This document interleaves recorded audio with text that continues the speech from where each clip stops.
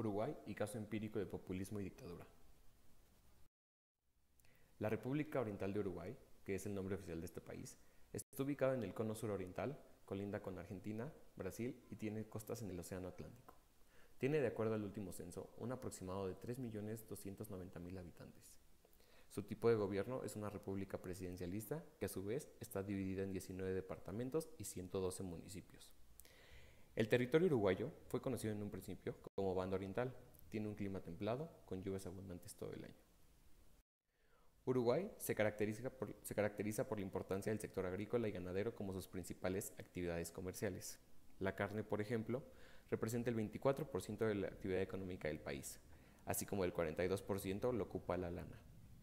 Otro producto de gran importancia es el ganado enfocado a la leche. Analizaremos un caso de populismo en Uruguay.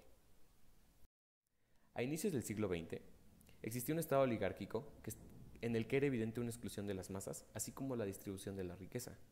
Existía una organización obrera desorganizada que exigía mejoras laborales, pues con las que contaban eran precarias. El contexto era el siguiente. Había una población mayoritariamente joven, una quinta parte de la población eran extranjeros y por consecuencia existía una gran influencia europea. Empezaba el desarrollo de la industria frigorífica y había una concentración demográfica en Montevideo, que es la capital. Existía una población que estaba conformada en un 55% por clases populares, como obreros, artesanos y entre otros trabajadores. José Batlle nace en 1856 proveniente de una familia que participaba en la política. Hizo la carrera de periodista y se enfocaba mucho en la crítica a gobiernos dictatoriales, lo que lo llevó a estar en prisión. Tuvo dos periodos presidenciales, el primero que fue con la Revolución de 1904, encabezada por el Partido Blanco, y el siguiente fue de 1911 a 1915. Ambas las ganó por la vía democrática y antes de esto comienzan las movilizaciones de trabajadores con una fuerte influencia de Argentina. La Revolución de 1904, en 1896 y 1897, la revolución comienza entre blancos y colorados con el conflicto de tener limpieza electoral y coparticipación en los departamentos. El caudillo Aparicio Sabaria tenía a 20.000 hombres que lo apoyaban y el objetivo de la revolución era también permitir mayor participación de las minorías. En septiembre de 1904 se logra la paz de Asegúa, logrando el establecimiento de una amnistía para los sublevados, con los siguientes puntos. Compromiso de reformar la Constitución, mayor participación de las minorías en el gobierno y que el sufragio se volviera universal. Con respecto a los trabajadores, Batlle se caracterizó por formar un gobierno más incluyente en el que se realizaron diversas reformas sociales durante los dos periodos de su gobierno. Por ejemplo, prohibición de trabajo para menores de 13 años, restricción de la jornada laboral, periodo de 40 días para las mujeres embarazadas, un máximo de 48 horas de jornada a la semana, se estableció la jornada de 8 horas, ley de pago de indemnizaciones por accidentes de trabajo y pensión a la vejez. En el aspecto económico, se nacionalizaron servicios públicos y quedaron a manos del Estado, surgiendo la industria nacional. El Estado intervino en el capital privado y el objetivo de esto era sustituir a empresas extranjeras para disminuir la dependencia que tenían del financiamiento inglés. Se estatizó el Banco de la República Oriental de Uruguay y se creó el Banco de Seguros del Estado. Hubo diversos cambios en la administración de ferrocarriles del Estado y las exportaciones de esa época estaban dirigidas mayoritariamente a Bélgica y a Francia, que a diferencia de otros países de Latinoamérica, Uruguay no dependía de solo un país comprador. En los aspectos sociales se crearon dos facultades, que fue la de Comercio y la Facultad de Veterinaria y Agronomía.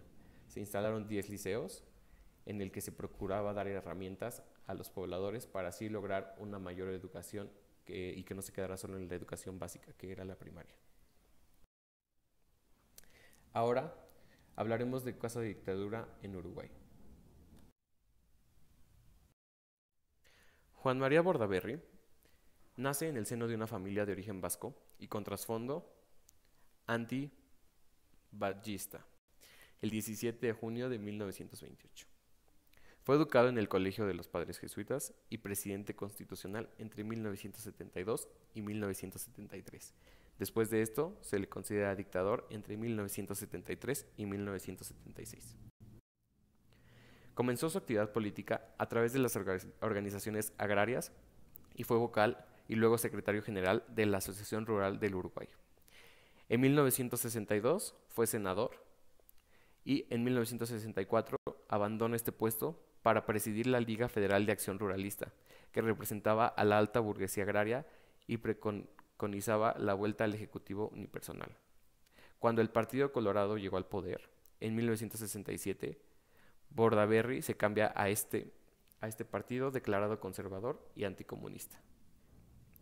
El presidente Jorge Pacheco Areco lo nombró en octubre de 1969 ministro de Agricultura el 15 de febrero de 1972. En 1969 fue ministro de Agricultura, como se había mencionado, y en 1972 gana la presidencia. El golpe de Estado de 1973.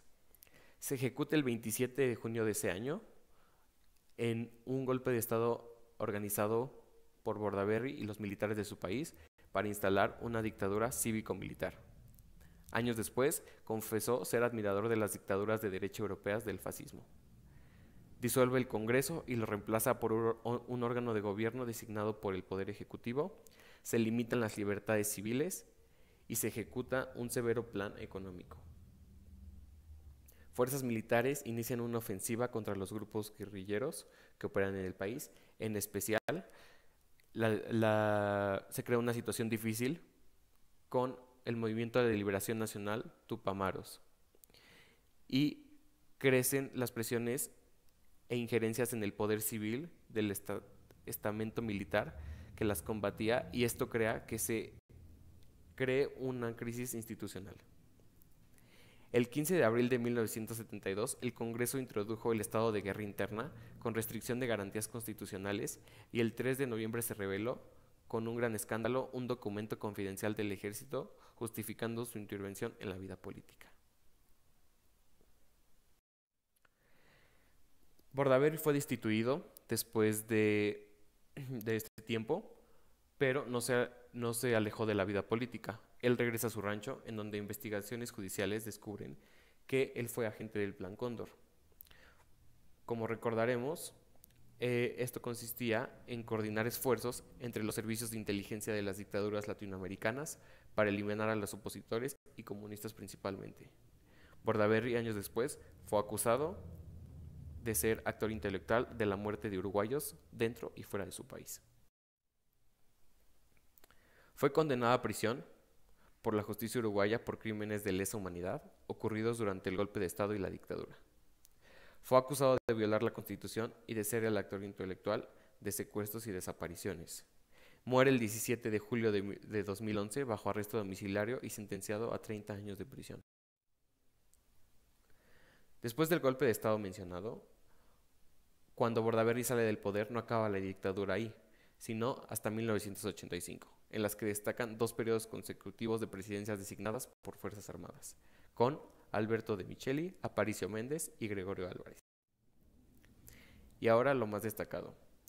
Hasta mediados del siglo XX, después de una nota hecha por un periodista, a Uruguay se le describió como la Suiza de América, gracias a que Naciones Unidas lo definió como el país en América Latina con el nivel de alfabetización más alto y el menor índice de percepción de corrupción. Tenía grandes niveles de organización y de bienestar. Su consolidación era parecida a la de un Estado europeo.